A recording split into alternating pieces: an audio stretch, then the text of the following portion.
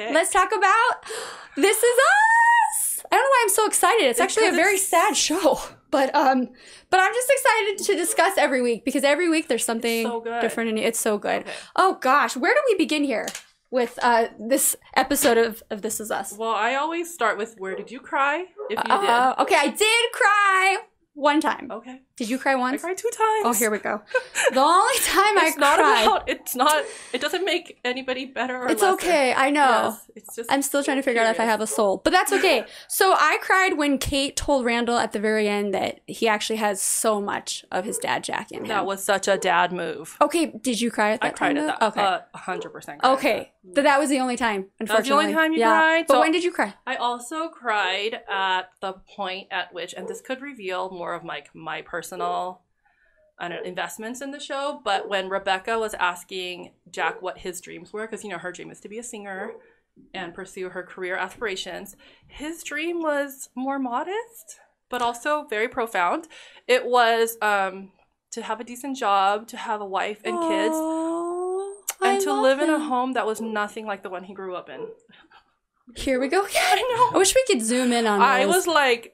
That's genuine. I was in the lunchroom again, and I had no tissues, and so I got this, really paper towel. Oh. Yeah, I shaved a little bit of the skin whatever you under could my eye, find. but it was very moving. It was worth it. Yeah. It was worth it. Yes, it was. Well, that's very sweet. I didn't cry at that moment. I wish I had, but a lot happened. So Kate ended up having her egg retrieval surgery, and who flew out to be there for her?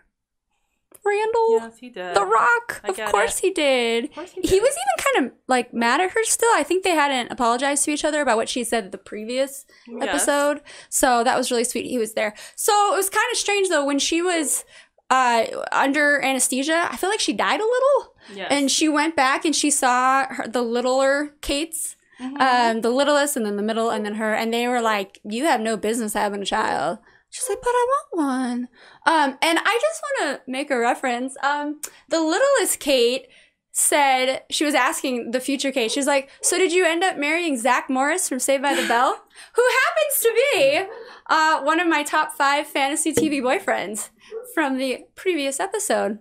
That's right. What a small That made me feel good. That made me feel really good. Definitely. Somebody else likes Zach Morris. I maybe like Kate a little bit more because of that.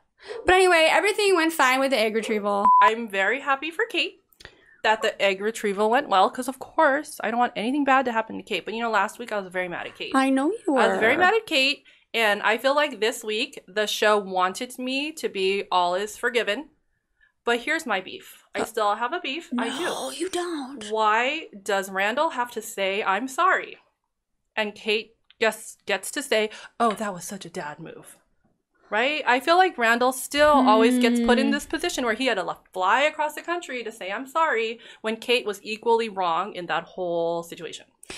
Right? Okay, that's a really good point. But you know what I was kind of thinking? Tell me. I don't think she should be shamed for wanting to try to have a kid naturally. And you know what? I totally felt bad in that. I'm getting the goosebumps of, I was like, you know what? When she went into Randall about why he shouldn't judge her and IVF shame her, I was like, you're right. You have the right to choose. It is your body. Yes. But the beef I still have is that the way she rationalized it all was the whole passing on of her dad. I didn't really think about it. I thought, oh, great. Somebody apologized, so it's over. But you're right. Why does it always have to be Randall? It does always have to be Randall. I know. I mean, I'm also mad at Randall, though, I have to tell you. Because, Rebecca. Not Rebecca. I'm sorry. I always do this. Beth.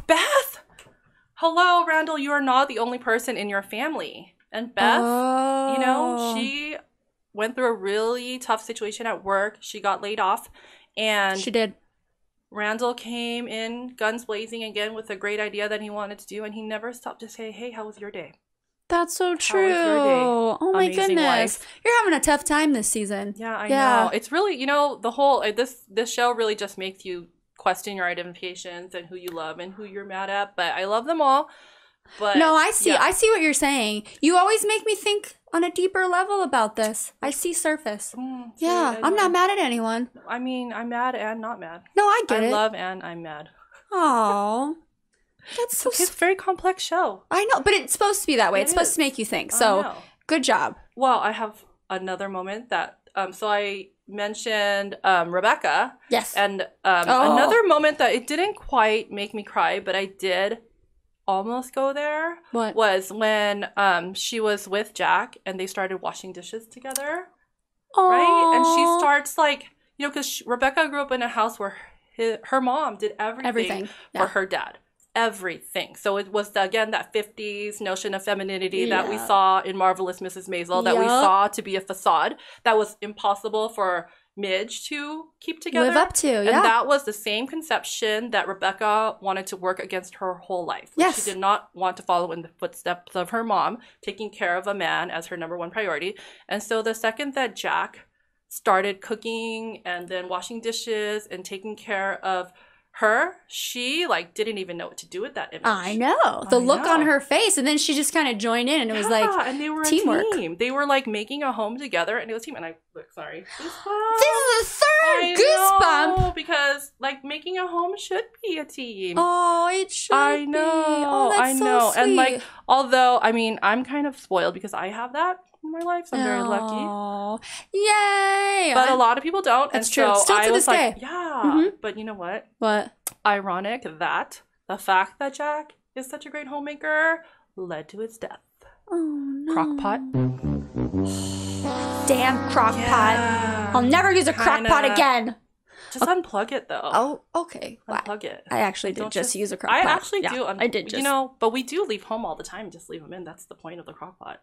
That's true. Yeah. We're just going to be more aware. This crockpot awareness. But when you go to bed, unplug it. Okay, I will.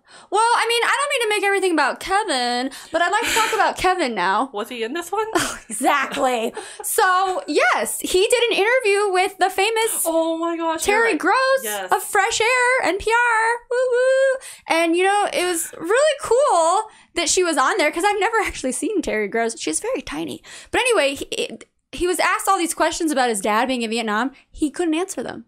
He doesn't know. So it's very obvious that the next episode is going to be all about Jack being in Vietnam, which I'm super excited about. We had to mention that. No, that actually, I feel a little bad that I forgot about that. Oh. But it was very moving. No, it was really sweet. Yeah. So stay tuned because next episode we're going to find out, you know, what shaped Jack's life. And obviously his brother dies. So we're going to see about that. So it's going to be sad. I feel like I'm going to cry more. Yes. I'm hoping I cry more, so I feel better about myself. It doesn't reveal anything about your character, whether you cry or not. Okay, well, thank you so much for not judging me.